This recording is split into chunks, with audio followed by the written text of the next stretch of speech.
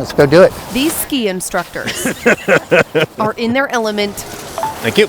In the elements. And it was snowing outside the building earlier. Which, so far this year, haven't been ideal.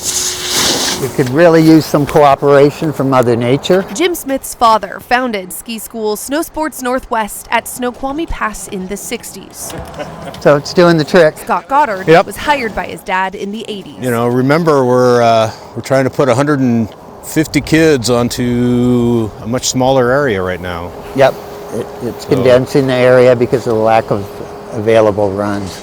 In their decades here, they've seen good and bad years. They knew El Nino meant this year wouldn't be great, and it's not. The USDA shows Washington's snow in the Cascades sits around half of normal, and the Olympics sits less than a third of normal. We're less than half of what we had last year for sure. Now they're navigating the terrain. It almost makes me think that we might have to move the season out. But even the good recent years don't compare to their childhood, growing up skiing this same mountain. We were consistently every year up here in the middle of November. We've lost a month on either end of the season.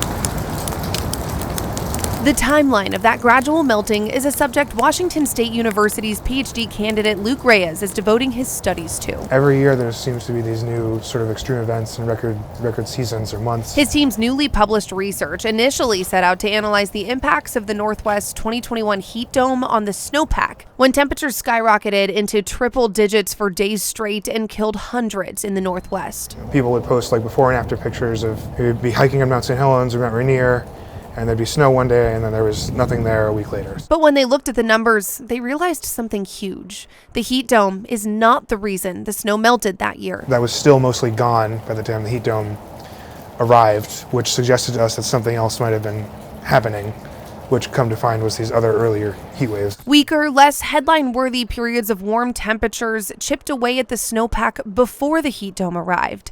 Events that have doubled in frequency since the 90s. It was very consistent, and surprisingly consistent, how much these heat waves that are very short term still had measurable impacts on snowmelt.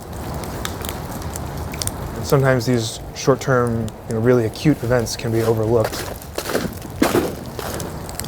And that warming is having an impact here in the Northwest. Data from the EPA shows that Washington's snowpack has been decreasing significantly since the 1950s, on average anywhere from 20 to 30%, but in some cases as much as 50 to 60%. And projections show that due to warming temperatures, a lot of that winter precipitation will fall as rain instead of snow, further reducing the snowpack.